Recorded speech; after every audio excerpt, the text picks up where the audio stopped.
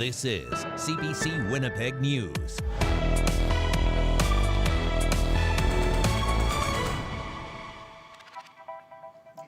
Good evening. Thanks for joining us. It's what the community of Leaf Rapids had feared. The edge of the northern Manitoba town began burning last night as a fast-moving wildfire swept closer. It damaged buildings and forced crews to temporarily retreat to safety. As the CBC's Rosanna Hempel reports, residents gathered today in Winnipeg demanding answers and support. And you can just see this is all on the residential side. Yeah, and this is all on the industrial side of the road. Flames on either side of Mine Road in Leaf Rapids. This is footage Leanna Anderson got from her niece Wednesday night. It was devastating. For me, it was, what am I going to do? Okay, if this happened, it was all about the scenario. Provincial officials say crews attacked the wildfire from the air and the ground, but it jumped the Churchill River and pushed into the north end of town. They had a good plan, but unfortunately the fire's behavior yesterday was very, very intense. Crews talked about how the fire was essentially creating its own weather, and there was all this additional wind and heat. One home and several vehicles were damaged, as were 5 to 7 abandoned structures. On Thursday, about 40 community members marched to Westview Park in Winnipeg. Spokesperson Elizabeth Sherrier says people are getting frustrated by a lack of information and support. We're just trying to get everybody together and on the same page and let everyone know that that's our home and we're not going to sit around while we're just hoping we get the support we need. Leaf Rapids has been run by a provincially appointed administrator since 2019. Sherrier says the community has been getting updates on the wildfire from them through a Facebook page. Officials say information on the site Wednesday about firefighters fleeing the town was wrong. I think it was probably just a factor of the speed at which everything was happening and kind of the mass chaos that was probably happening on the ground. We're going to be working with the town administration to make sure that they have accurate and timely information as well. The province says the administrator will hold town halls to update residents beginning Thursday. Rosanna Hempel, CBC News, Winnipeg. Now, the wildfires and smoke those fires produce can be a big concern. But what exact risks come with it? Well, that's something researchers are still trying to figure out. But some experts say it's a toxic time bomb just waiting to go off. CBC's Arturo Chang has that part of our coverage. Thick smoke billows over the Tasqueya Cree Nation. More than 1 million hectares have burned in Manitoba this wildfire season, sending black plumes thousands of kilometers away. Smoke that could get increasingly more toxic as the planet warms. This is, as we've been describing it, kind of a bit of a pollution time bomb. Colin McCarter is a Canada Research Chair of Climate and Environmental Change. He studies peatlands, boggy wetlands that naturally capture carbon and toxic chemicals. Peatlands cover 1/3 of the province and have kept emissions stored under the soil for millennia. McCarter fears they're at an increased risk of being re-released. Our peatlands are drying out and become susceptible to burning, but the amount of smoke that they produce is quite a bit as well. And it's within that smoke and the particulate matter that these entrained or stored toxic metals can be re-released to the atmosphere. That includes pollution stored in peatlands around Flin Flon and Thompson, two historical mining hubs threatened by the fires. In Flin Flon, high levels of mercury and other trace metals have been found in the soil after more than a century of resource exploitation. Mainly lead, zinc, mercury. There is selenium is an issue. Mineralogist Michael Schindler studies how pollutants mix with wildfire smoke. He says they easily attach to the wildfire soot, making the smoke more dangerous. But not much is known about the risks. Is the population around Flin Flon more affected by the wildfire smoke in terms of health issues later on than a community where there has been not mining or smelting? I think people in Manitoba should know about this. Schindler says that traveling smoke can also mix with urban toxic waste, like diesel engine emissions.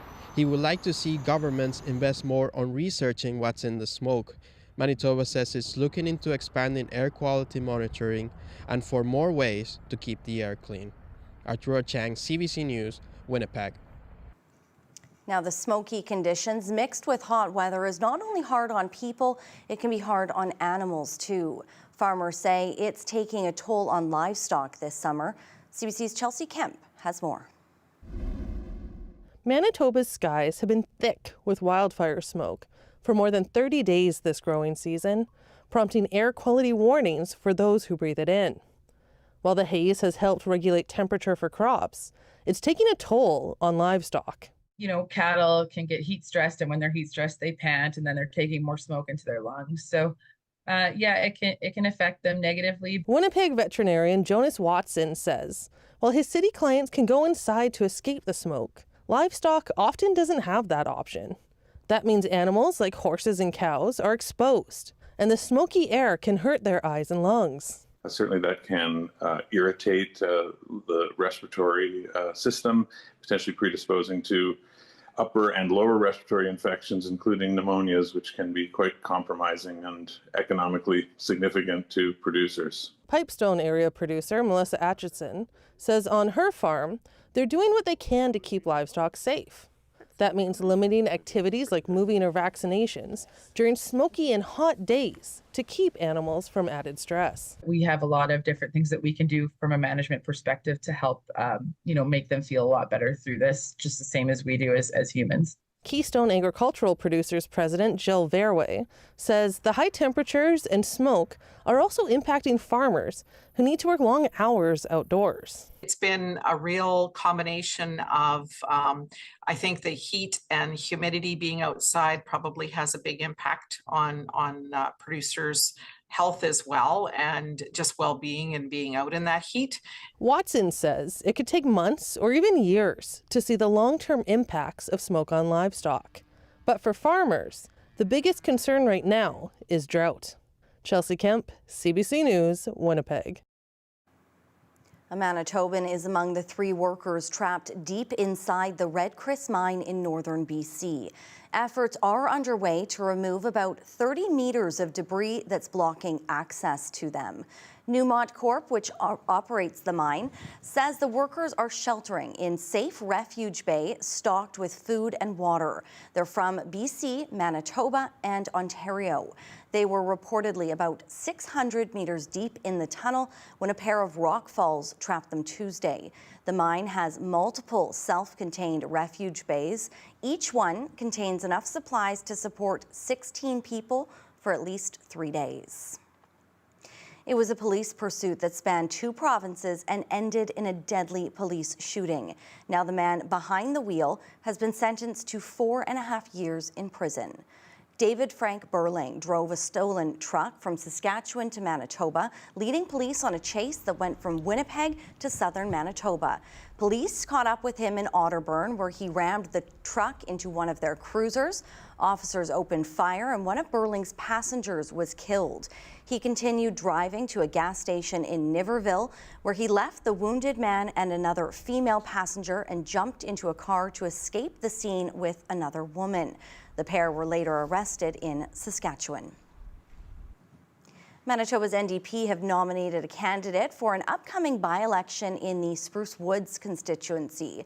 Real estate agent Ray Berthollet will carry the NDP banner in the race. He's a former assistant to Cabinet Minister Glenn Simard. The seat in Western Manitoba is a longtime progressive conservative stronghold, and the Tories captured more than 60% of the vote there in the 2023 provincial election.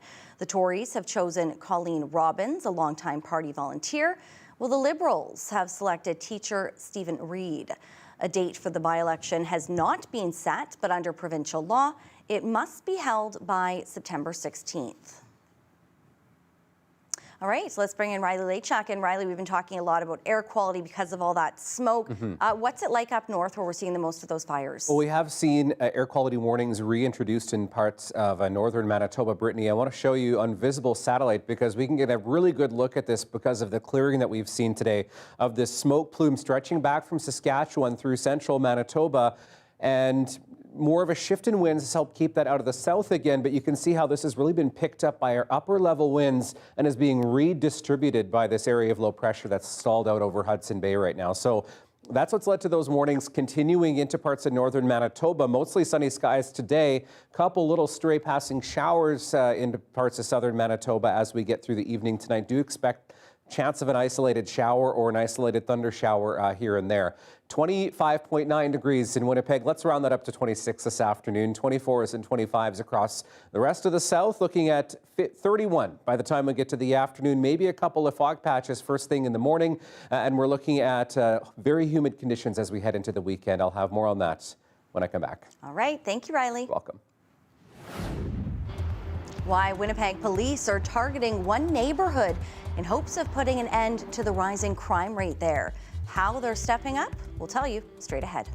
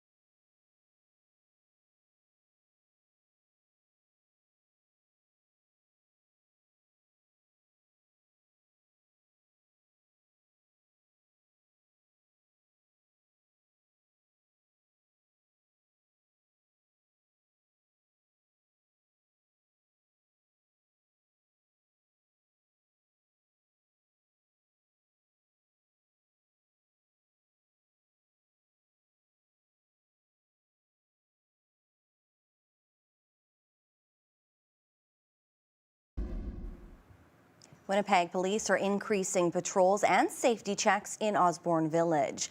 The service says it's to help combat high rates of violence against people and businesses in the area. CBC's Zubina Ahmed has more. Mridul Vora is the owner of Fresh Slice Pizza in Osborne Village. He shows us a clip from a security camera where a man was vandalizing his restaurant last month. He says this was just one of 20 violent incidents since he opened a year ago. Racial comments, swearing words, try to push me, spitting, try to grab a stuff. There was a lady just a month ago, try to, break some stuff here, grab a chair, throw on the floor, try to set up my fire alarm. Vora says most of his employees have quit because of safety concerns, and now vandalism is costing him money. It's very stressful. So that's why there's so many businesses are closing in the village. They don't want to continue because they said, what's the matter if we make a $4,000 or $5,000 of profit a month, and then it's end up going to, repair the vandalism. Police are now stepping up their presence in the village. Officers are patrolling by foot from 8 a.m. to about 2 a.m. 7 days a week. Inspector Max Waddell says they're also engaging with residents, businesses, and outreach groups. Recent acts of violence have included stabbings, assaults, thefts, and bear spray incidents, all that have no place in our society. Our objective here is simple and straightforward, and will include an intelligence-led and zero-tolerance approach to any and all street crime. After a record spike in 2023, Waddell says the rate of violent crime in the village fell slightly last year.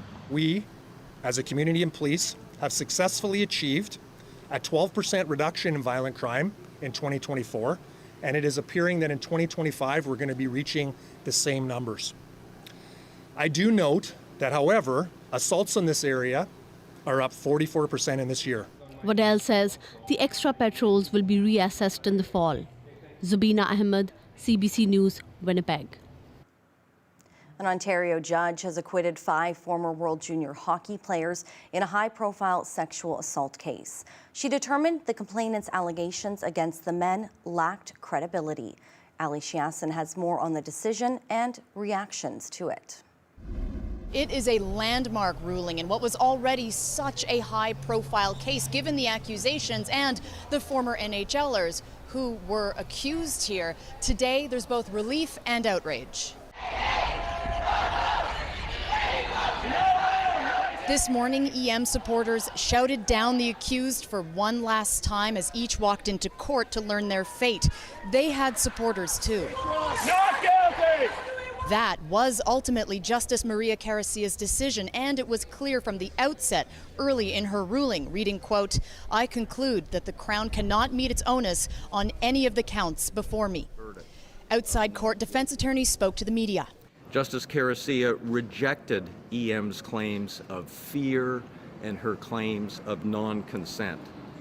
That should be the takeaway from today's judgment. Their clients left out of a separate exit. The Crown, meantime, we will carefully review Justice Caricia's decision. And as this case is still within the appeal period, we have no further comments to make about the decision at this time. Thank you very much for your time. The Crown attorneys didn't comment whether they would be appealing the judge's decision. We did hear from the woman at the center of all this through her lawyer. I expect many people understand that when a person summons the courage to disclose their story, the worst possible outcome is to feel disbelieved. It's a gutting experience that no one deserves. That's why today's verdict is so devastating. What happens next? Those hockey players leave and move on with their lives. It's unclear whether they will be able to salvage a professional hockey playing career. As for EM, as we've only known her as, this chapter from 7 years ago is closed, and it's unclear where she goes from here. Ali Chiasson, CBC News, London, Ontario. Wrestling superstar Hulk Hogan has died. World Wrestling Entertainment announced his passing on Thursday, indicating he'd suffered cardiac arrest that morning. Hogan helped turn wrestling into a global phenomenon in the 1980s and was WWE champion 6 times. His name synonymous with the annual WWE extravaganza, WrestleMania. Hogan was inducted into the WWE Hall of Fame in 2005, but was removed 10 years later for using a racial slur. He was reinstated in 2018. In recent years, he was a vocal supporter of Donald Trump. Hulk Hogan was 71.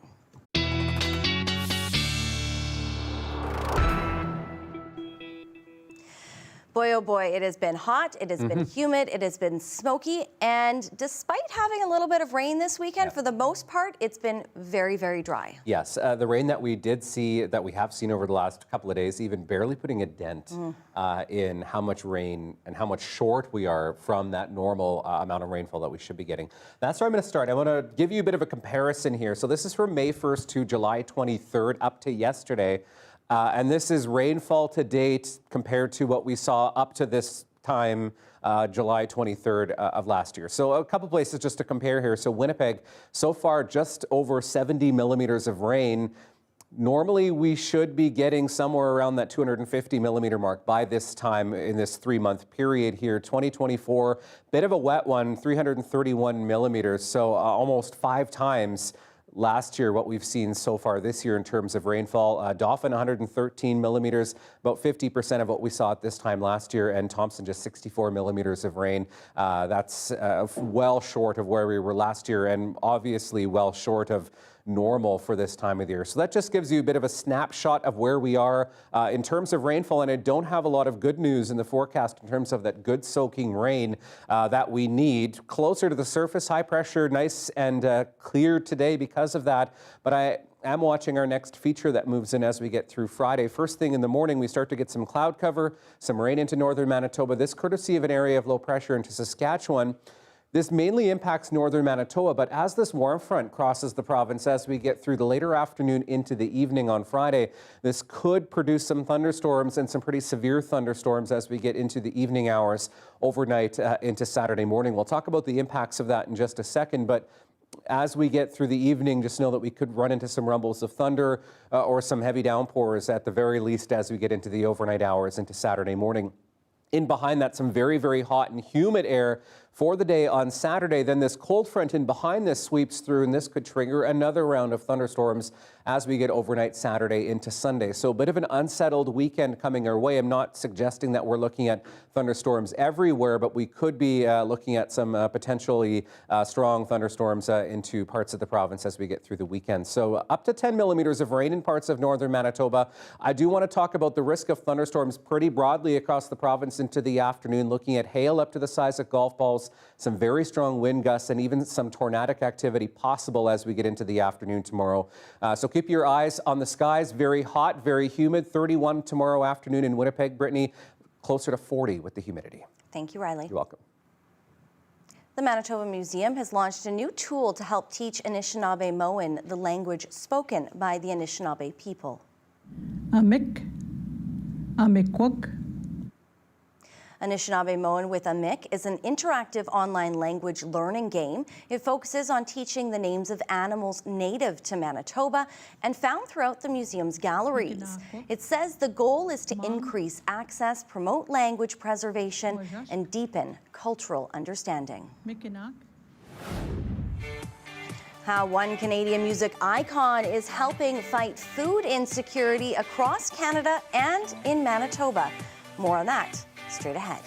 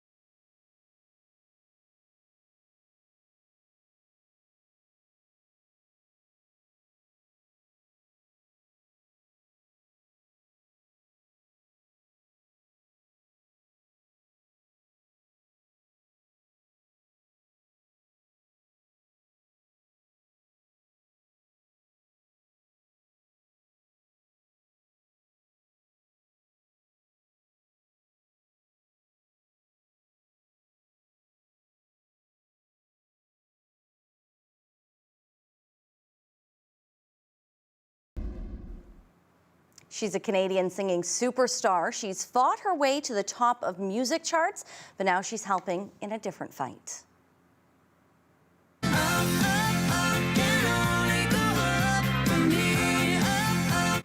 Country music star Shania Twain is helping fight food insecurity and keeping Manitoba wildfire evacuees fed.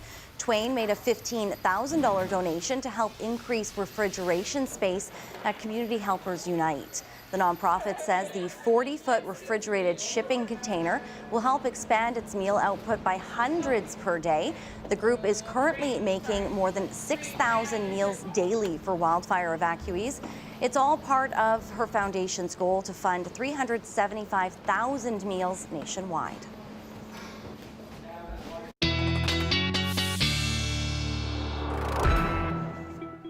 All right, time for your dog walking forecast. As we head into your Friday, enjoy a nice walk, although you'll need to take a lot of water with you on that walk if you're heading out into your Friday. Thank you, Dave and Pat, for sending this picture in. We'll need some more dogs soon. Send yours to talkback@cbc.ca, please. Looking at 19 first thing in the morning. Bit windy through the afternoon. South winds 30 gusting to 50. That's going to help diffuse some of that smoke and that haze that we've had in southern Manitoba, although that will still continue to be a problem into the north. And just know that as we get into the evening, we do have that risk of thunderstorms across southern Manitoba. 32 into Saturday, feeling like 40 with the humidity.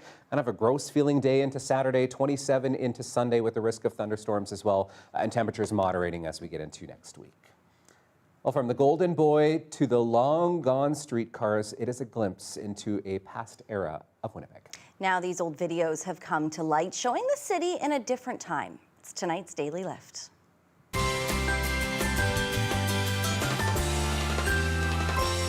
It takes time to figure out where everything is, but the feedback from people has been overwhelmingly positive, and some of the locations they're identifying are spot on.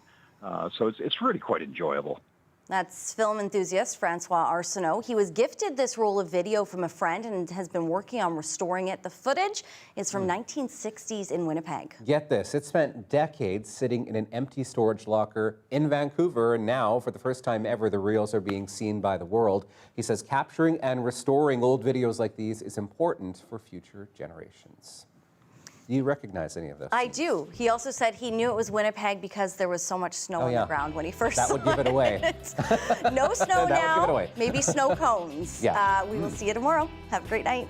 See ya. Or ice cream cones. Or ice cream. Ice cream cones.